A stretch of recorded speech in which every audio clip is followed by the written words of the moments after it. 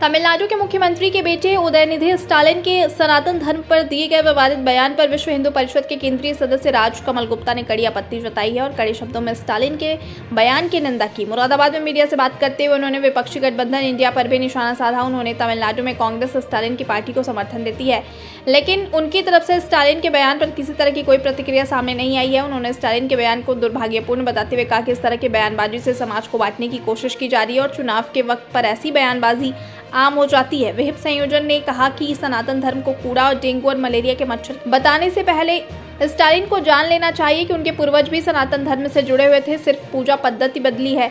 अब चाहे वह किसी भी पूजा पद्धति को अपनाते हो, मगर वह सच्चाई से नहीं बच सकते हैं कि उनके पूर्वज भी सनातनी थे। उन्होंने कहा कि बार बार हिंदू धर्म को ललकारना बंद करे, वरना ऐसे लोगों को बहुत भारी पड़ जाएगी और मुंहतोड़ जवाब दिया जाएगा। वहीं समाजवादी पार्टी पर भी कटाक्ष करते हुए उन्होंने कहा कि सपा नेता लगातार हिंदू धर्म के खिलाफ आपत्तिजनक बातें करते हैं, मगर पार्टी उनके खिलाफ कोई कार्रवाई नहीं करती है और न ही कोई बयान जारी करती है। इस तरह लगातार विपक्षी पार्टियों की ओर से हिंदू धर्म के खिलाफ साजिश की जा रही है, इसलिए इन सभी बयानों की जांच होनी चाहिए। इस दौरान वन नेशन वन इलेक्शन के सवाल पर उन्होंने कहा कि यह कोई नई बात नहीं है, इस तरह की व्यवस्था पहले भी थी। देश में कभी लोकसभा, कभी नगर निगम, कभी नगर निकाय के चुनाव होते रहते हैं और एक इलेक्शन पर बहुत बड़ी रकम खर्च हो जाती है। वन नेशन वन इलेक्शन व्यवस्था में एक साथ चुनाव होने पर चुनाव पर खर्च होने वाला पैसा बचेगा, जो कि देश के विकास पर खर्च हो सकेगा।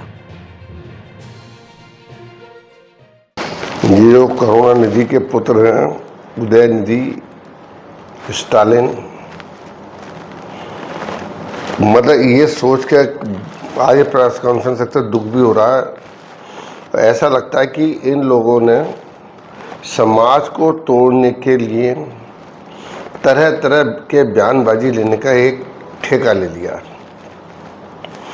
इस देश का दुर्भाग्य यह है, जब कभी चुनाव आते हैं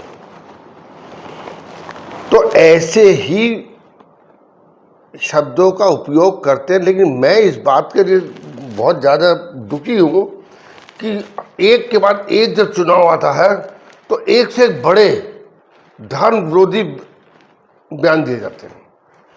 आपने देखा होगा पिछले 10 साल के अंदर ऐसे बयान नहीं आए जैसा कि स्टालिन ने आज बोला कि सनातन धर्म क्या है, सनातन धर्म कूड़ा है, सनातन धर्म मलेरिया है, सनातन धर्म डेंगू फीवर है, कोरोना है।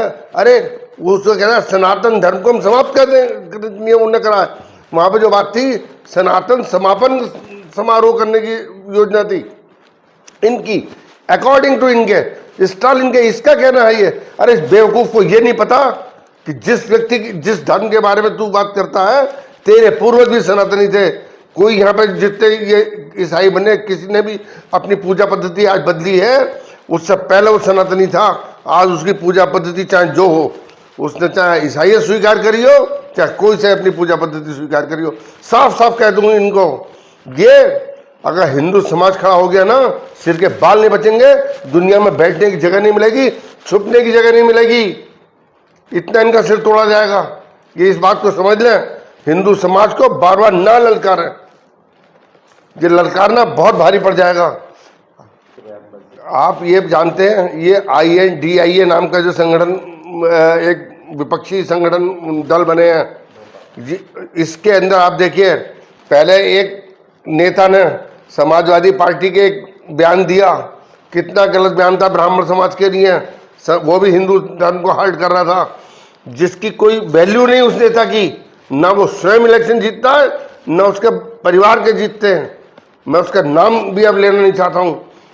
और उस पार्टी के किसी नेता ने इस बात का विरोध करा कि हमारी पार्टी का मतलब नहीं है। समाजवादी पार्टी के मुखिया अखिलेश यादव क्यों नहीं बोले? जब वो कल भाजपा में था तो जय श्री राम के नारे करता था। आज वो ऐसे बोलता है कि आज रामायण खराब है। कैसी बातें करते हैं? ये सब केवल इसके पीछे बहुत बड़ी सुनियोजित साजिश है। इसकी जांच होनी चाहिए। इसमें विदेशी षड्यंत्र भी है और इसके अंदर ये राजनीतिक षड्यंत्र, मैं साफ कह दूं, जो 28 दलों का ये दल बना है, इसका षड्यंत्र है। स्टालिन की तमिलनाडु के अंदर कांग्रेस इसे समर्थन करती है, इसी के संगठन के लोग हैं। तो क्या सोनिया गांधी का एक बयान आया कि ऐसा ये गलत बोला इन्होंने? किसी राहुल गांधी का आया, इसका आया, अखिलेश यादव का, किसी का आया कि गलत है? ये सबकी सुनियोजित चाल है, इसकी स्पष्ट बात है मेरी।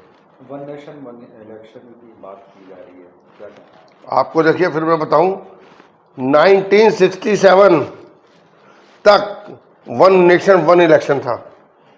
आप देख लीजिएगा, ऑन रिकॉर्ड है ये चीज़। जब कांग्रेस की सरकार थी, इनको विरोधियों की सरकारें गिरानी थी, तो सरकार गिराई, राज्यपाल शासन लागू करा, तब से सिस्टम बिगड़ा है।